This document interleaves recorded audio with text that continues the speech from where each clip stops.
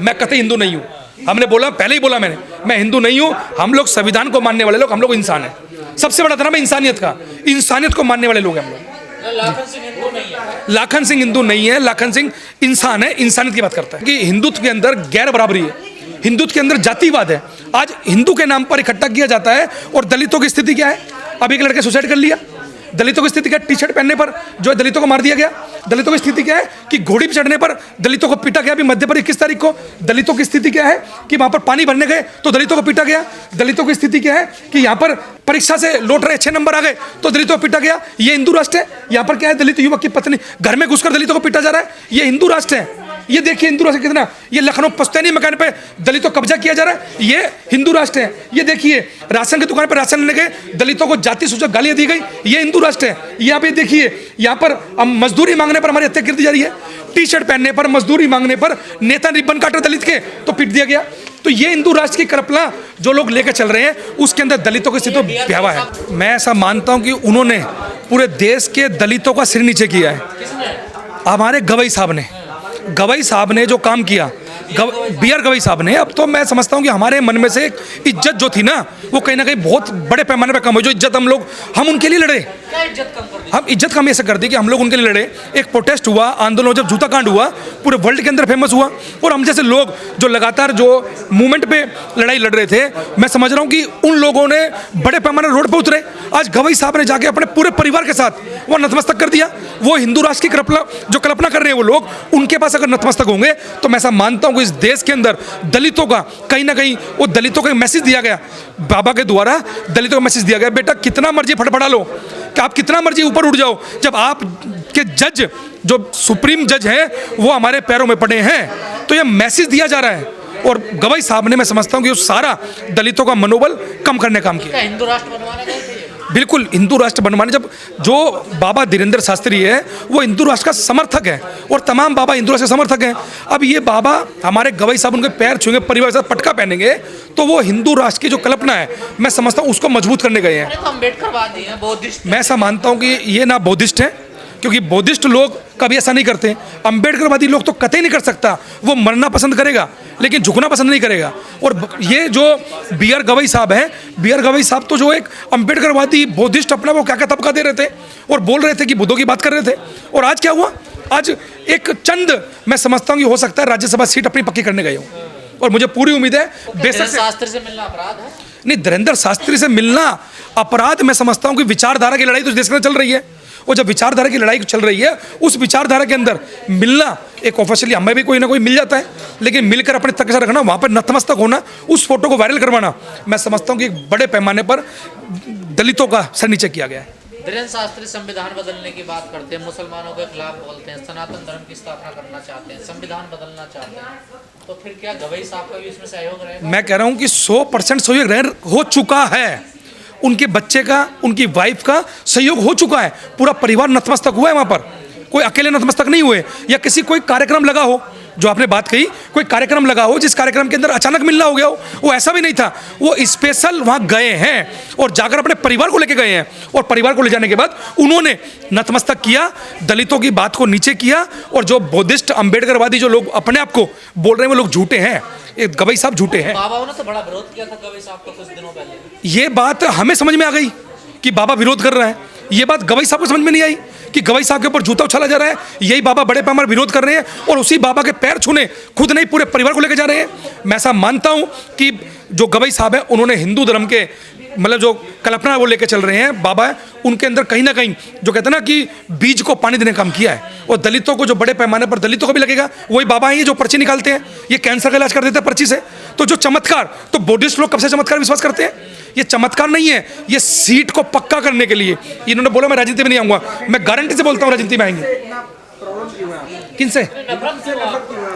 किनसे? हिंदुत्व से नफरत इसलिए है कि हिंदुत्व के अंदर गैर बराबरी है, हिंदुत्व के अंदर जातिवाद है। आज हिंदू के नाम पर इकट्ठा किया जाता है और दलितों की स्थिति क्या है? अब एक लड़के सुसाइड कर लिया, दलितों की स्थिति क्या है? टी शर्ट पहनने पर जो है दलितों को मार दिया गया। दलितों की स्थिति क्या है कि घोड़ी पर चढ़ने पर दलितों को पीटा गया। अभी मध्य पर 21 तारीख को दलितों की स्थिति क्या है कि वहां पर पानी भरने गए तो दलितों को पीटा गया। दलितों की स्थिति क्या है कि यहाँ पर परीक्षा से लौट रहे 6 नंबर आ गए तो दलितों को पीटा गया। ये हिंदू राष्ट्र है? यहाँ पर क्या है, दलित युवक की पत्नी घर में घुसकर दलितों को पीटा जा रहा है। ये हिंदू राष्ट्र है? ये देखिए हिंदू राष्ट्र कितना, ये लखनऊ पुश्तैनी मकान पे दलितों को कब्जा किया जा रहा है। ये हिंदू राष्ट्र है? ये देखिए राशन की दुकान पर राशन लेने गए दलितों को जाति सूचक गालियां दी गई। ये हिंदू राष्ट्र है? ये आप ये देखिए यहाँ पर मजदूरी मांगने पर हमारी हत्या कर दी जा रही है। टी शर्ट पहनने पर, मजदूरी मांगने पर नेता रिबन काटा दलित के तो पीट दिया गया। तो ये हिंदू राष्ट्र की कल्पना जो लोग लेकर चल रहे हैं उसके अंदर दलितों की स्थिति भयावह है। BR गवई साहब को मैं समझता हूं कि सब कुछ बड़े पैमाने पर जज रहे, वो बुलडोजर कांड के ऊपर बड़ी सुंदर जजमेंट देखे गए, वो सब पता है उनको तो, लेकिन जानबूझकर अपनी सीट या अपने बच्चों के लिए राजनीतिक दरवाजे खोल के जाने के लिए, मतलब इस देश के अंदर क्या हो चुका है ना कि मैं, मेरे बाद मेरे बच्चे, मतलब परिवारवाद जो हम लोग परिवारवाद का आरोप कांग्रेस पे लगाते हैं वो दलितों पे भी है भाई। मायावती के बाद हुआ भतीजा पद, मैं गारंटी से बोल रहा हूँ, वो तो कहते हैं बुद्धिस्ट हूँ, अम्बेडकरवादी हूँ, आज पद भी लेंगे वो। मेरे को पूरी उम्मीद है, हो सकता है कि वो राज्यसभा के MP बन जाए। उससे पहले चीफ जस्टिस गोगोई साहब वो राज्यसभा पहुंच गए।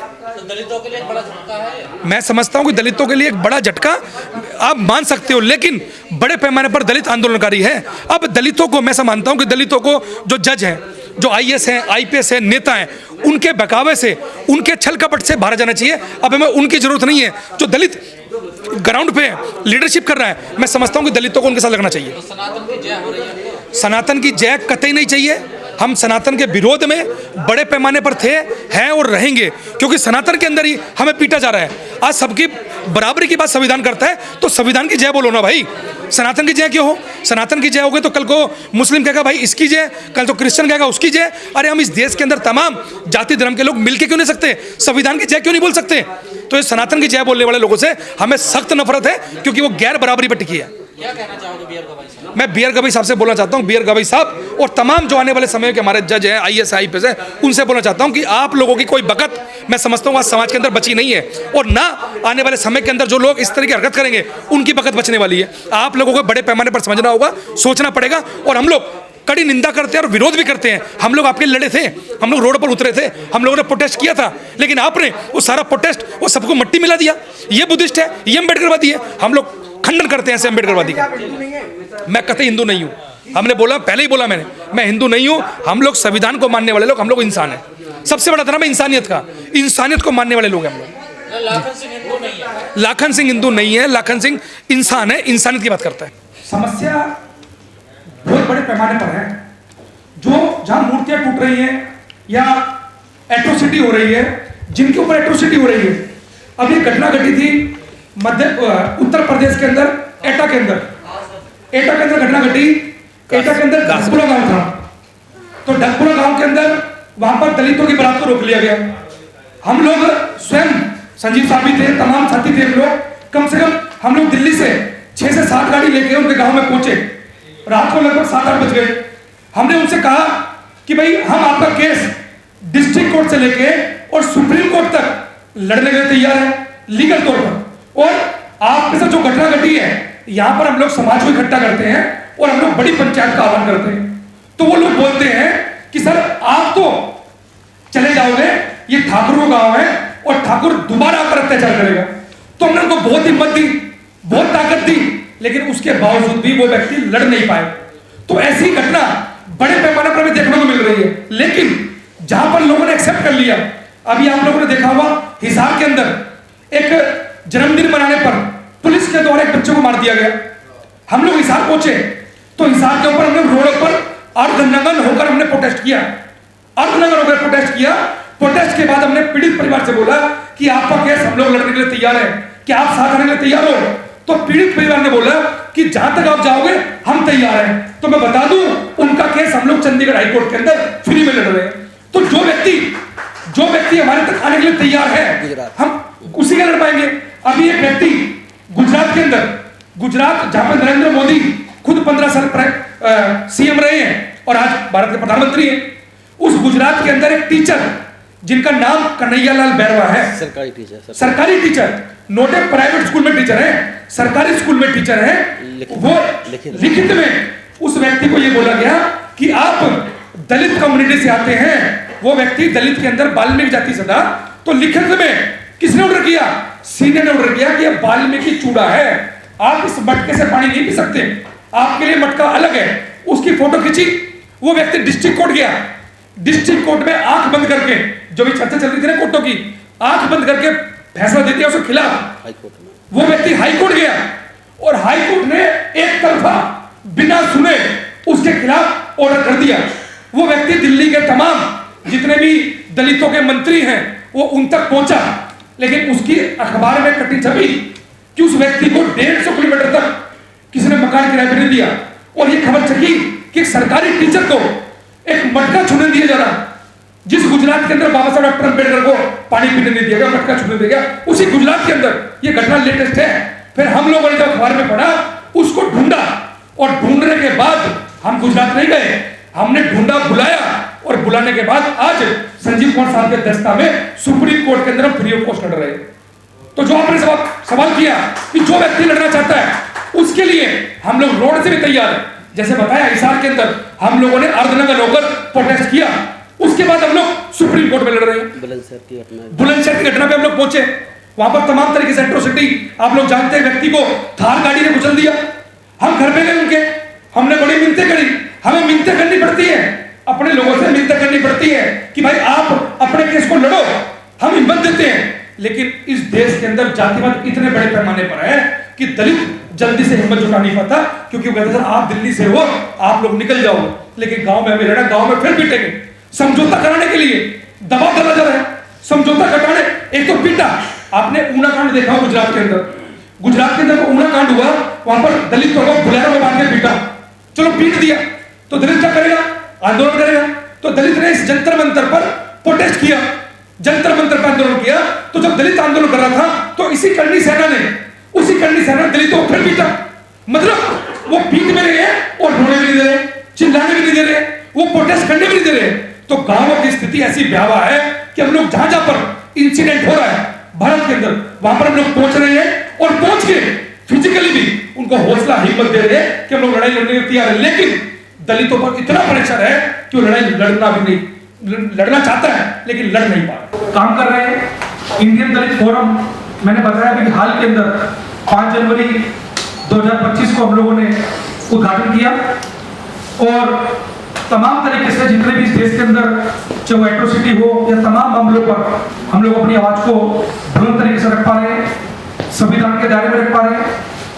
संविधान की तमाम तरीके से बहुत सारे लोग अवहेलना भी करते हैं, लेकिन ये संगठन पूर्ण रूप से शांतिपूर्ण तरीके से संविधान के दायरे में रहकर काम करता है। और मैंने बताया भी आपको कि हमारे बीच में संगठन के राष्ट्रीय अध्यक्ष माननीय संजीव कुमार साहब हैं, जो दिल्ली में 21 साल जज रहे और जज की नौकरी का त्याग कर, क्योंकि आप देख रहे हैं भली भांति इस देश के अंदर, क्योंकि आप पत्रकार हैं, आप हमसे बेहतर जानते हैं कि इस देश के अंदर क्या चल रहा है, किस सिस्टम के साथ चल रहा है। तो उसी सिस्टम को देखते हुए माननीय संजीव कुमार साहब ने नौकरी का त्याग किया, और नौकरी का त्याग कर मैं आपको बता दूं कि रिटायरमेंट नहीं हुए, इन्होंने नौकरी को छोड़ा है, वीआरएस के रूप में नौकरी से त्याग कर ये यहाँ पहुंचे हैं। और फिर उसके बाद तमाम जो शोषित, पीड़ित, वंचित लोग हैं, वो किसी भी जाति के हों, किसी भी धर्म के हों, उसकी आवाज़ को बुलंद करने का काम हम लोग रोड से भी कर रहे हैं। रोड पे उतरना पड़ता है तो हम लोग रोड पे भी उतरते हैं, और कोर्ट जाने की बात आती है तो हम लोग कोर्ट भी जाते हैं।